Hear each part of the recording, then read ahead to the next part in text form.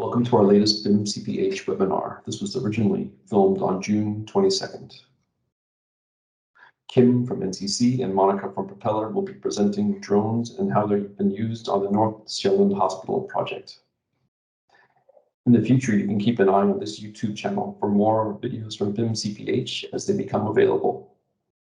We look forward to seeing you in the future. Around the site.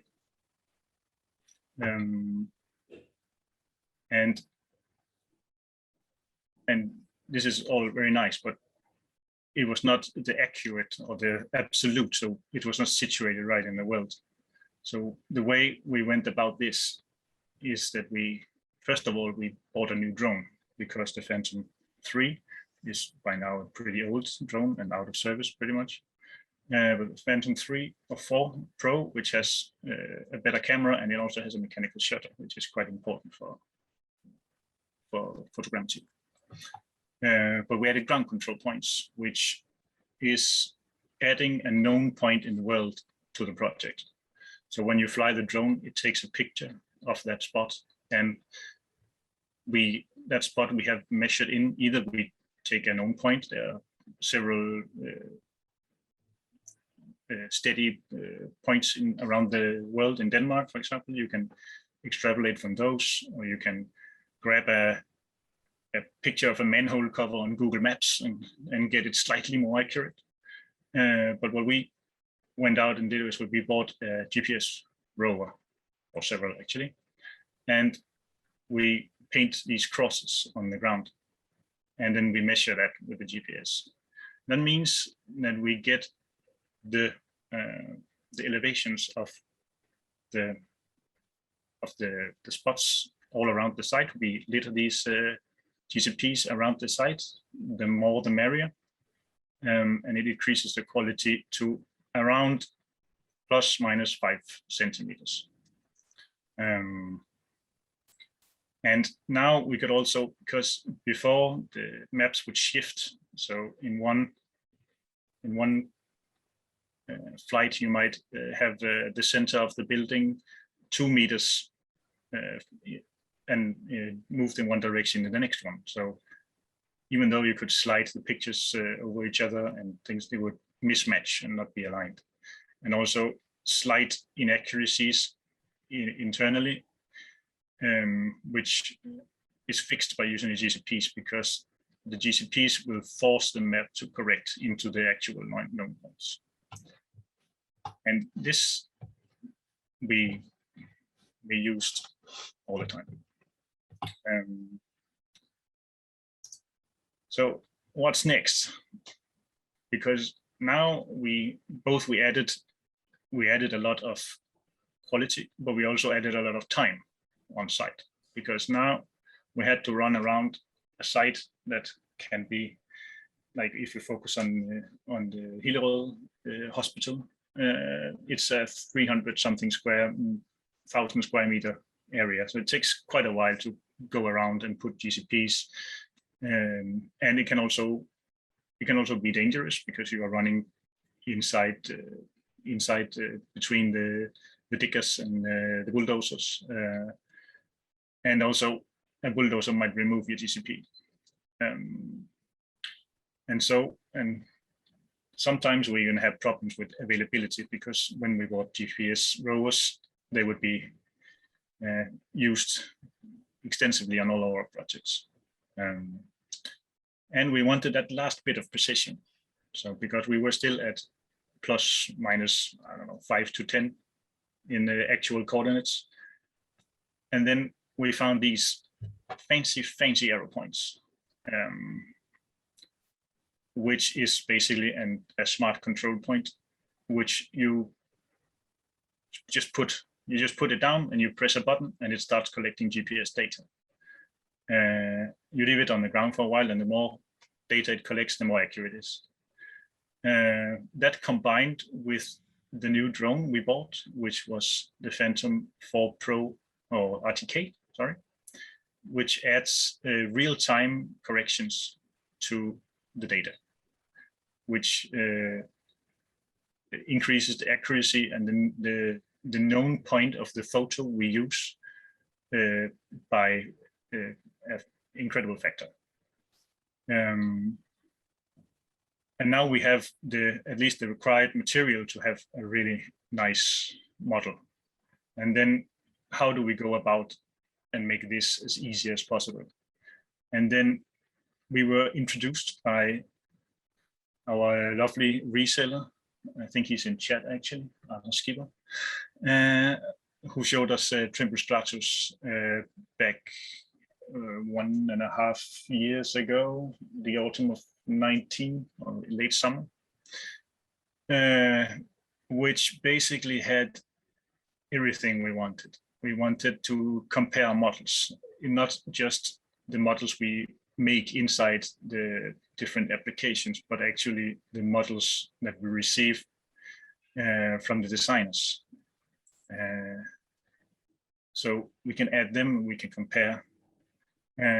We wanted to get or create as built, basically, so we can do a precise photo that would live up to the expected quality when we do the handover.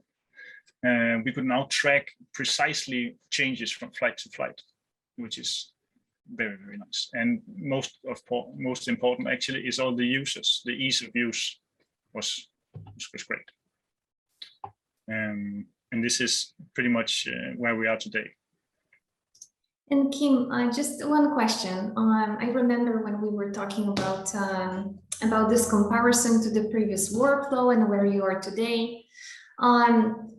I remember that the very like a big value was to reduce time on placing a lot of ground control points on the site. You remember that like with Phantom 4 Pro, you are forced to place like at least minimum 10 ground control points.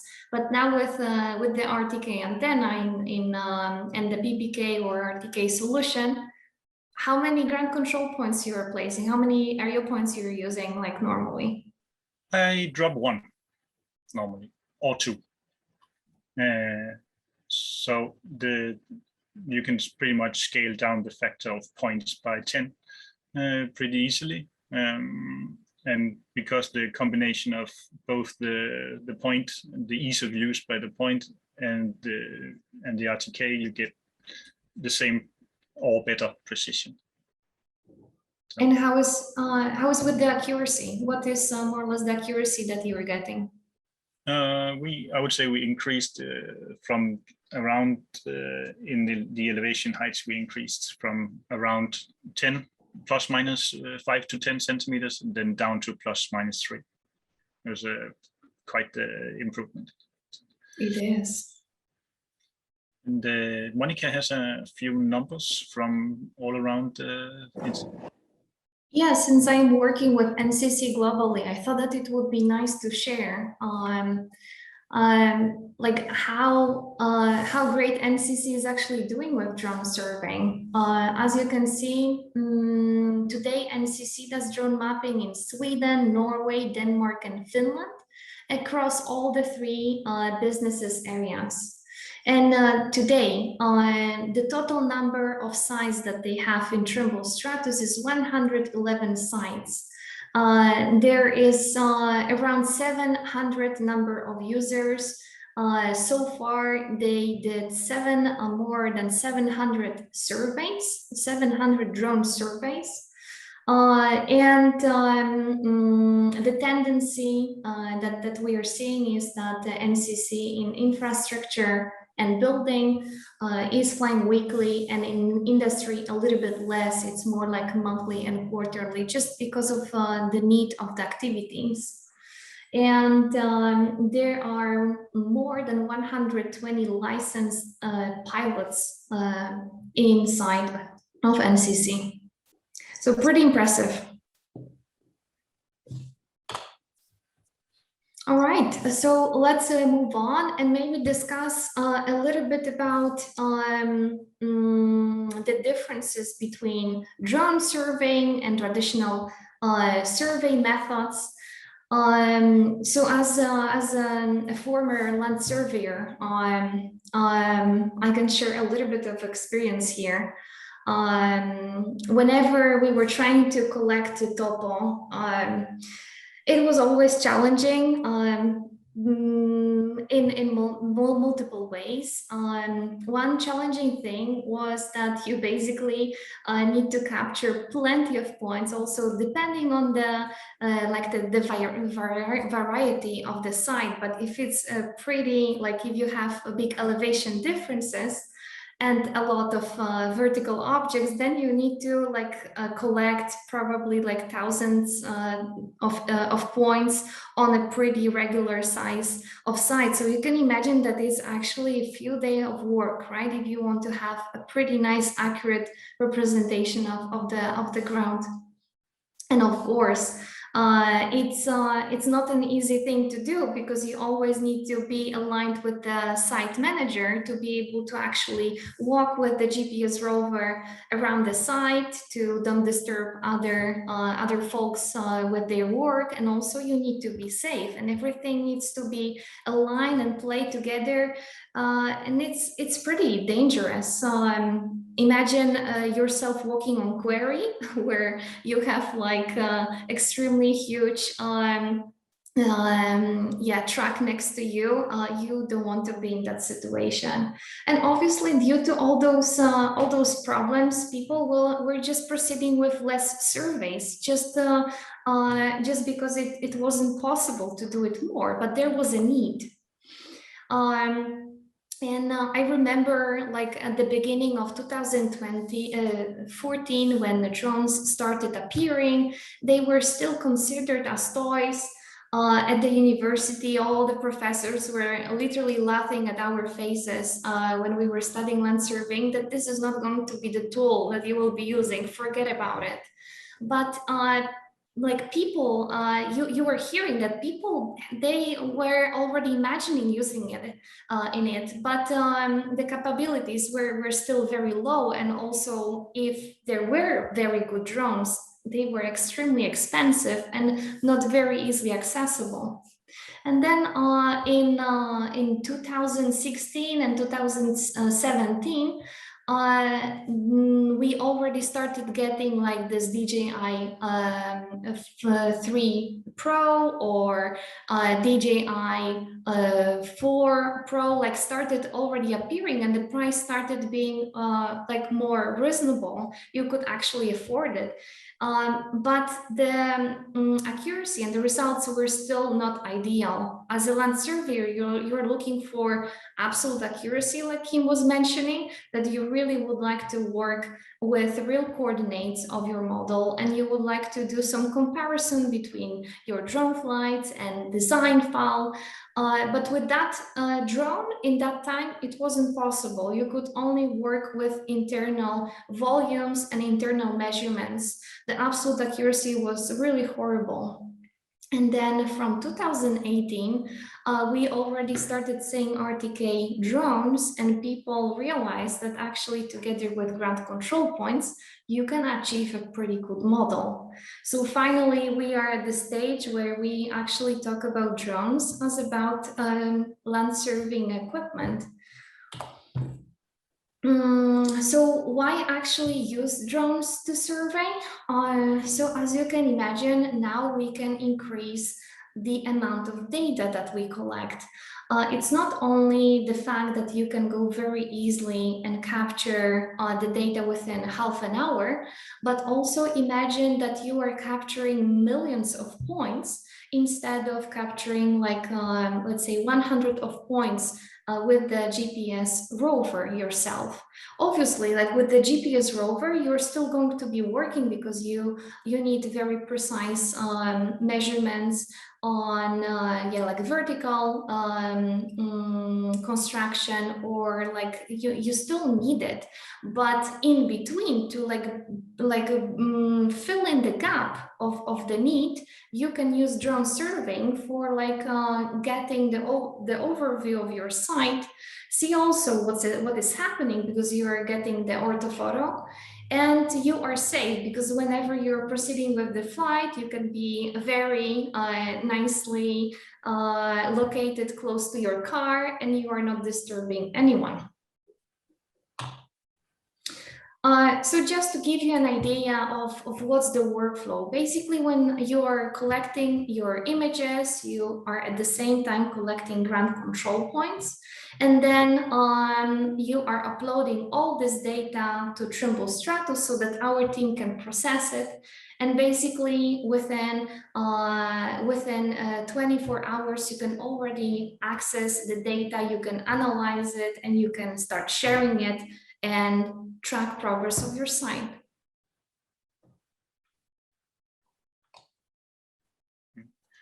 I would say usually it's a lot faster than 24 hours. A rare case. So what are drones actually? Because in reality, it's just a flying camera, and which is attached to an unmanned vehicle, an aerial vehicle. There are several types of drones. So before you run out and buy either the most expensive one or the cheapest one, you really got to know what you want and what you need. We in NCC, we use multi-rotor, the one down in the corner, the Phantom 4 RTK, but we are looking into increasing. We just need the right project to pull the plug. So there are fixed wings, which are the aeroplane type you see, which has two versions. There's one where you take off like a normal plane would, where you like a paper plane. Basically, you throw it and it starts flying. Or there's the vertical takeoff, which takes off like a helicopter and then transforms into a plane. And then there's the multi-rotor, which we use, which are depending. The reason why it's not called a quadcopter is because you can get them with many more, up to, I don't know, 8, 10 maybe. And they all have different weaknesses and strengths. Usually the fixed wings will be strictly pictures, because they have dedicated cameras to that, where the normal drones have combined video and photo.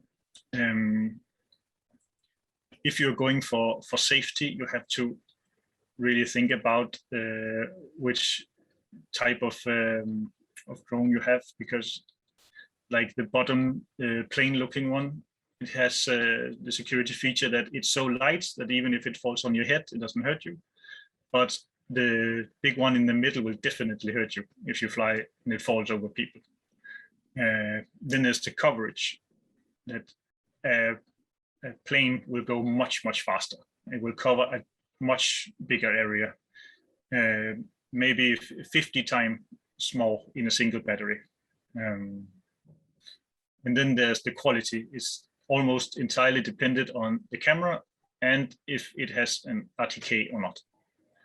And then there's of course the price, because a Phantom 4 you can get for €1,000, I think, maybe less. And some of the more expensive solutions are upwards of €30,000. So it can become quite expensive. So I have a little testimony from our chief surveyor in Denmark and how the drones has changed his workflow. He's pretty much not doing what Monika described earlier, that he's not running around measuring stockpiles of sand in the quarry, both because it's way too time consuming and it's dangerous. And so sometimes it's necessary, but most of the time it's not. So the drone has entirely taken over, and that means that he can focus his time on other stuff.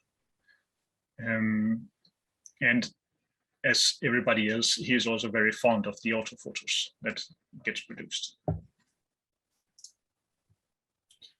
Okay, so let's look at the actual use case today, which is Hillerød Sygehus, the new hospital in North Zealand.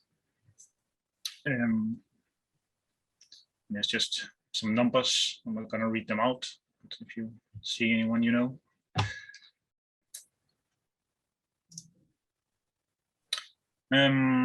Okay, so why would we even want to use drones on Hillerød? It's because it's a large project, and with a large project comes a large risk, and we don't want to risk being stuck somewhere with a huge bill because we didn't have the data. So what we was focusing on is for the earthworks, we're using a subcontractor, and we wanted to keep an eye on them, so to speak. That means if they send the claim, we can dispute it, if we can check up on them. We can, in collaboration, of course, with them, plan site changes, and because now we know we can put in a reference level and we can see, okay, we need to move 5,000 cubic meters of dirt, and then we can say, okay, that's going to take 2 days.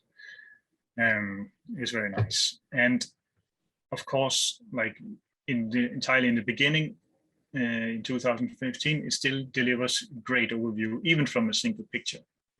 And the time savings, as we know, it can be both the survey itself, but also like the small things, because you don't have to run all the way from your office and go out, because you have a weekly updated picture. Sometimes not, but at least weekly. So nothing is older than a week when you sit in the office, and then I can't remember how it looks out there. And they print these, they talk over the screens, they do everything. It's very nice. Yeah, it can be used for I wanted to use it for safety inspections, because we can tell if like the access roads are not up to code, or they are too small, or someone knocked over or moved a concrete barrier somewhere. We can put in and see pretty much, can the crane reach these elements like very, very quickly. And then, of course, because it is a drone, it can do both videos and pictures, and which you can use for animations like this, and also general social media and job references, of course. So some small numbers which we have on the site so far. We have 67 drone surveys, and that's pretty much weekly since we started back in January 2020. There's a few skipped weeks during Christmas and just a day where there was so much snow, didn't make sense. And we use it for weekly progress tracking. We have 49 users, which includes the client, who's also here somewhere in the chat, I see, or in the, and we have at least 30 users that uses it monthly, and we have 250 sessions, which means that 250 people log in regularly, and a total of 1,500 measurements, which is cross sections to check up against the design. It is volumes to see how much do we have, how far for the crane, stuff like that. So the actual functions that we use, for example, stockpiles. It's a very easy process to do inside Trimstratus. You see, like Monika is doing here, she's ticking off a few boxes, and she already has a volume, and it takes 10 seconds to do it and 3 seconds for the program to load, and then you got a volume. So we know how much gravel is in this pile here. You can do however many you want. I'm not sure there's an upper limit on how much you can process in a report. I haven't met it yet. And you get a very detailed report, and you can add what type of material it is and the estimated weight, and it will tell you how much you have in tonnage around your site. And then one of our most used thing is, of course, inspection. So when one of our subcontractors come in with a finished surface before we put on asphalt, we can go in and check, okay, do they live up to the the expectations? Did they skip some low points and remove it from the handover file just because there was a slight inaccuracy? And we can quickly upload the data, and we can just do our own flight and then compare. And if it doesn't, we can send our own surveyor on the spots where we have issues if we think there might be a problem. We do have a slight inaccuracy, so sometimes it's better to be safe than sorry. So we put in our design files from the consultant, and we can see, are we there yet? And how much do we need to move before we are at the necessary or the final level? Do we have enough on site to actually finish? Do we need to go out and get more soil from somewhere? Do we need to empty out more? And then, of course, if all this pile goes to the other pile, when do we have to start doing that to complete on time? There's a nice function for our planning also, is that we can use a gradient map, which is basically a map showing the gradients in different parts of the site. So as you can see in the top part, which is from 0 to 10%, which is basically the maximum that some of the vehicles that comes in on site can go uphill. So we can quickly do an inspection, a visual inspection of the entire site if there has been some big changes on the access roads or something, and we can check it. And also we can check the grades so that the soil doesn't fall down on our people working there. We use overlays a lot. We import the final dig or the final surface, and we how much do we have left? And it's the final design file, so it's very easy and it's very precise. And we can pretty much put everything in. We put in all our pipes and everything. So I think maybe Monika is more into what actual export is available inside Propeller, but these are the 5 we use. We use, one of the most used ones is of course the photo itself, because for example, the point cloud you can also get is not as visually aligned. So the auto photo is the easiest way to find everything you want. And we take them out, and you can get them in a crazy high resolution. Really good accuracy, depending on your flight height, of course. GeoTIFFs we export for other programs. Some DXFs, which we use in both civil and other programs as a base to do more work on. And you can grab either the entire map, which is huge and very heavy to work with, or you can just slice out the one you want. And you can do the same with point clouds. Yeah, Monika, you know more about the reports. Yeah, I think you basically covered everything. There's obviously an option to export your raw data to CSV file, or you can just simply create a nice PDF map to easily share it through the email. But there's also an option that's called CrewLink. It's more interactive reporting. You can also use it for sending orders or for doing inventories in the site. If you feel like checking a real crew link from that hospital project, you can just scan this QR code on the screen with your phone. There is no need to log in. There is no need to download any mobile applications, just a link in the browser where you can actually see the real data. It's pretty nice.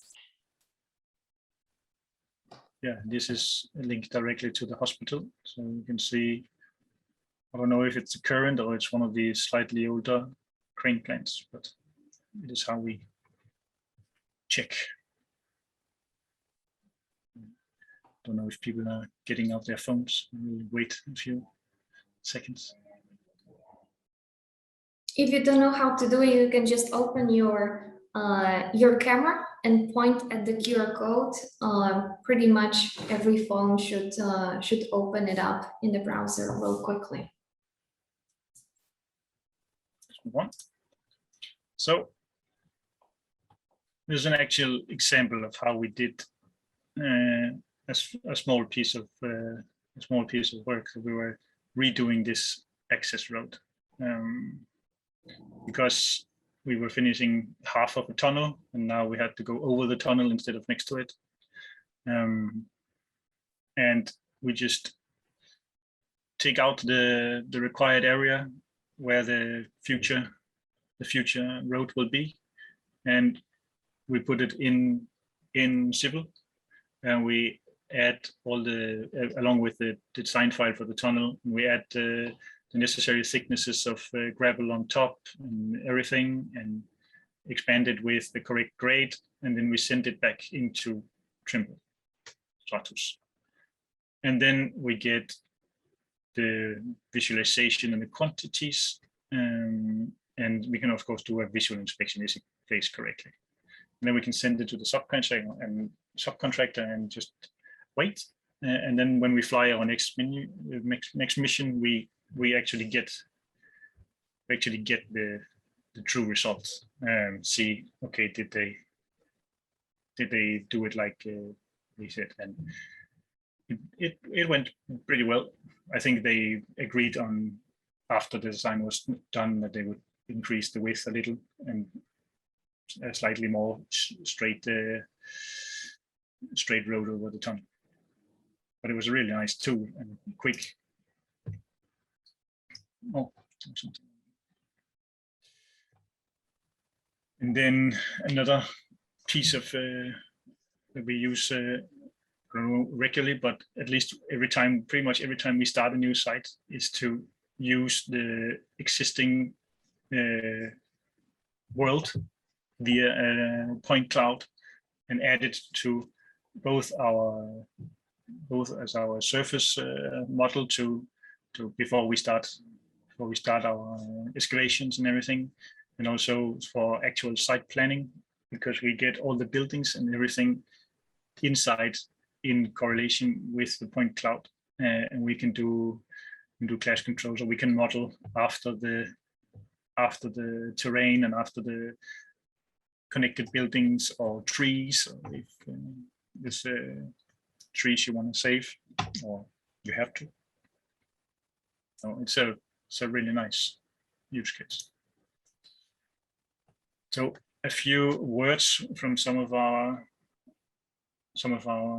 colleagues, or my colleagues. The most frequent question I get asked is, when is the next survey available? It's pretty much every time. When they see me, they assume that I'm either going to fly up there or that I already flew, and they say, "Oh, when it's going to be ready? When it's going to be ready?" And usually it's ready on Monday. Yeah, just some words from our senior production manager and our chief site surveyor. They are all pretty much everything we described in the earlier, that this is what they are happy about. So what did we actually, how did this actually work? Yeah, Kim, I'm sure that you gathered a lot of experience over those years. I was actually wondering, like, what was the most difficult with implementing a drone program inside NCC Denmark? I mean, first of all, because we didn't go straight out and buy the biggest drone, we were using it locally, and then slowly we were trying to spread awareness that this is actually a service that we can provide. Then, like, when people they find out what you can do, the problem is, of course, they expect way too much, because every time you see a new tool, you expect it to be able to do everything because it's new. And then there's the whole thing about being on time, because it's not exactly that way anymore. But a lot of the time when you fly in the city, previously you had to contact the police, or if there was a place nearby that you had to apply for flying nearby, it would take days to plan, and usually they would come the day before. So, like, please, when you come running, don't expect it to be able to fly straight away. And then, of course, because it has both Trimble and other Trimble Stratus and other companies, they have a lot of possibilities and inside them, and it's hard to know everything they can do. So teaching and getting people to participate in a webinar, for example, is quite hard. And then they come asking questions that we actually covered in the webinar. So there's a few things, but this, as it is with all new things. And if you could say, maybe don't drop here names, but who was the hardest to convince? Usually it's the product managers or the site managers, because they have to pay,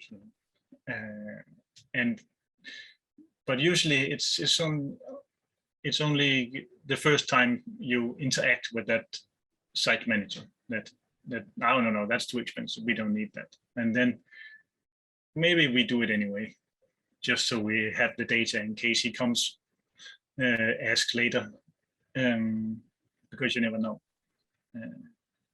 But it's always the first time. Then next time he will come ask. Yeah, no, that's definitely understandable. If you cannot really prove the value of that, if you cannot prove the return of investment to the project manager, then it's very difficult to convince with the new technology, right? Yeah, it is.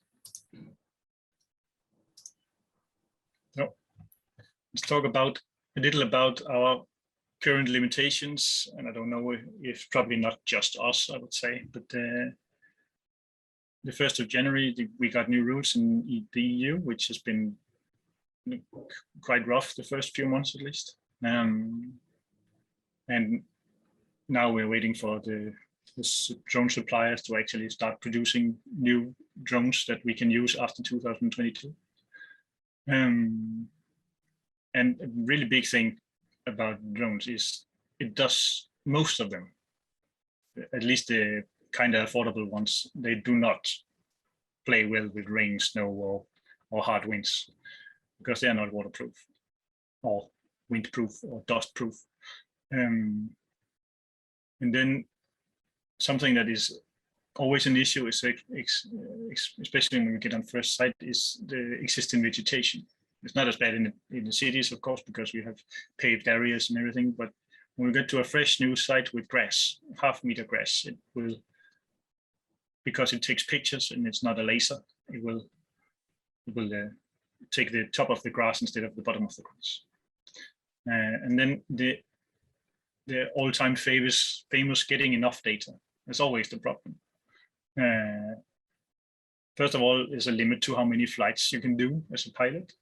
There's a travel time, there's charging time, there's the actual flight time and the processing times. and sometimes when you have an emergency flight, you have to run for it because maybe you don't have battery, maybe you don't have anything else. What we would like to have in the future in NCC is more automation, because the manual flights, they take a lot of time. So maybe you could just click off the 4 corners of this not quite rectangle I did, and then press the fly, and the drone would automatically go out. Because when the subcontractor comes in and tells you, okay, now we finished, and then you have to call the drone pilot and can you come fly? They are going to put on soil tomorrow, so we are in a hurry, and then I have to run out the door. So it would be really nice if you guys have a standing drone that was at least so automatic that you can just press 4 buttons and go. What we are looking into is first of all, waterproof or weatherproof drones, and then more pilots, more drones or better drones, and of course more data. So whenever we are talking about the future, I bet that you all agree with me that it's not about the data itself, it's not about the drone itself, it's about the data that we are capturing. Like today, Kim, the drone is probably the best equipment for like capturing this kind of and this amount of information. But if we will go really into the future, then what would be great is to get up-to-date information of the site in real time, or at least in close to real time, right? To capture every single progress, every single small mistake, to be able to fix it on time. And actually, this is going to be a very first time when we speak about DirtMate in Europe, just to give you an idea that we are actually working on something that will fill in some gaps of needs of today's industry. And this is a DirtMate. This is basically an equipment that you put on the top of the track, and that is capturing the accurate 3D surface elevation in almost real time. Besides that, you can also gather information about the machine utilization to be able to understand if you are reusing it correctly, how long it's working, how long it's not working. And most importantly, this kind of data, it's going to be digested in a way that a customer, that the user will actually see dashboards and see the answers, will see the progress, not just the data. Because in my opinion, it's like, if we are really looking into the future, what you, Kim, would like to see, for example, on your computer, is just the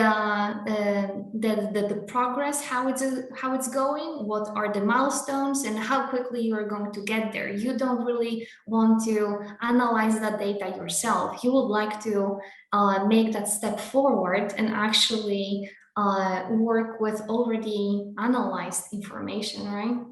Mm-hmm. So I can put this on my digger, and then I can see whether or not my truck supplier is delivering enough trucks. Exactly. You can see how long the digger is not utilized. Yeah, it's cool. Precisely. Yeah, and then most importantly, you are getting a 3D surface underneath the track, so that in real time in the portal, in between your drone flights, you will actually see an up-to-date situation of your site, which can actually bring you a lot of information. Whenever you cannot fly more than 2 times per month, you can use this data and base your decisions, or base some of the plans on this more updated information. That's cool. All right, so it looks like we're getting to the end of our presentation. I think, Jacob, this is a pretty nice moment to check if we have any questions. Maybe we could discuss some of the topics that our attendees are raising. Yeah, I hope my sound is better now. There's not very many questions in the question and answer box, so please come in if you sit with something. But I've thought about something. How much time does an overflight of the university hospital take, Kim? Hillerød Hospital, you mean? Hillerød, oh, sorry. Yes, depends on the quality we want and if you want the entire area or not. But right now I fly around 45 minutes. And it covers the entire site, and I get a fairly good resolution. I would like to get a little better, but unfortunately there's cranes in the way. But around 45 minutes to an hour, depending on how much wind there is that day and how much energy or how much battery it has to spend going against the wind. Of course, and again, in that part, you said you have about 120 pilots, but that's not full-time pilots, I think, at NCC. How many man hours does NCC use on this survey? I think survey. I think we don't have. I don't think we have any dedicated to only flying.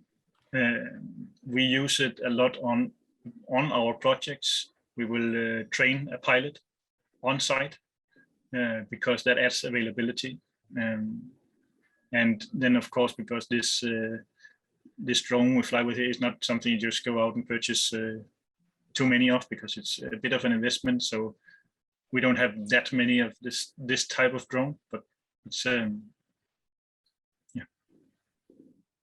Perfect. Then I will ask people writing in the chat to ask the panelists themselves. So Maria, would you ask? You have a question about the price for a dirt mate. That might be for you, Monika. Yeah, thank you, Maria, for being here and actually for this question. So the price is still not available just because this product is under beta at the moment. We are working with the customers on testing it, and in Europe, most probably at the end of this year, we are going to announce the prices and more information about it. But thanks a lot. Perfect. Anders, you have I have allowed you to speak. You have something about the leader. Would you ask your question? Yeah, thank you. My question is basically, what do you think about LiDAR? Will that be available in the near future and also at a reasonable price in order to avoid issues with vegetation, etc.? I think we would really like to start looking into utilizing it, but we're also waiting on the correct service to use the data in. But it's definitely something we're looking into, and I really hope the prices are becoming a little more sensible. So I think it's going to happen. I just don't know when. Perfect. Ola, have a question about something about the file sizes and stuff. Ola, do you want to ask yourself?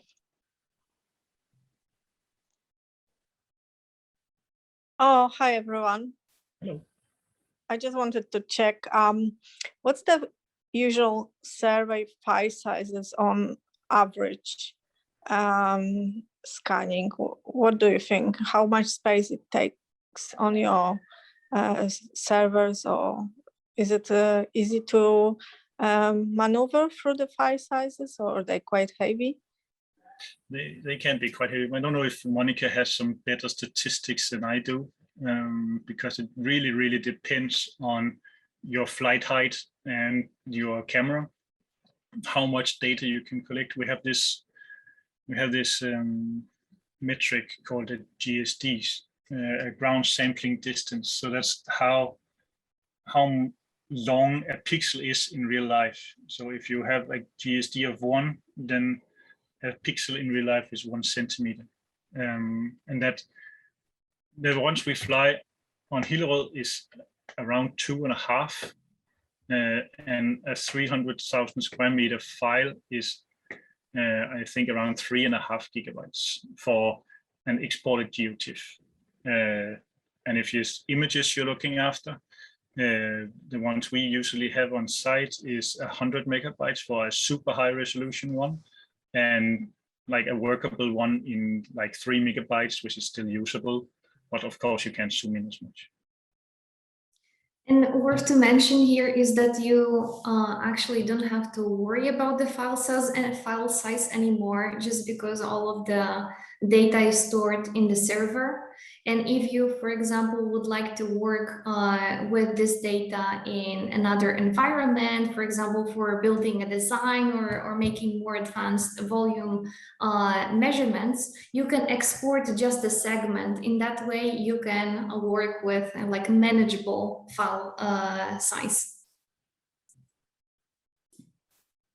Was that answer to a question, Ola? Yes, thank you so much. That's amazing. Thank you. Thank you. Then I have a last question from an anonymous attendee about the cost of the software you have just shown us, and how big projects would it need to make sense to use these kind of software. Kim, you want to answer this one? No, I should say we use it because we have a flat fee. We pretty much try to use it as much as possible. So all the projects that want it, they get it. They pretty much only pay for our time. So. And that's what we are seeing from other customers. Normally, they are starting with bigger projects just because it's easier to fund it. But then once they have it, they literally fly and gather data over one building, like one house building a project. So it really is, the size doesn't really matter. Perfect. Thank you. I think that was most of the questions for now. David, do you have a last word for the webinar? David, we cannot hear David, you. there's no sound of you on you. It's not muted, so it's something about the mic.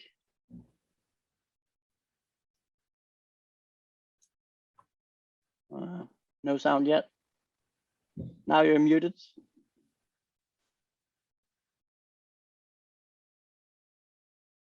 No, still we cannot hear you. Right now? Yes. Okay, great. Now it's down. So I'd just like to wrap up and say thanks to Monika and Kim for a fantastic presentation about the drones. And David, if you like, you have to share the screen. I think you just LinkedIn at the page where you found this webinar, or you can find our website at www.bimcph.dk, or preferably if you can join our mailing list, we can send newsletters out to future events. So just like to thank everybody for attending today, and have a great and a safe summer. We'll see you in the fall.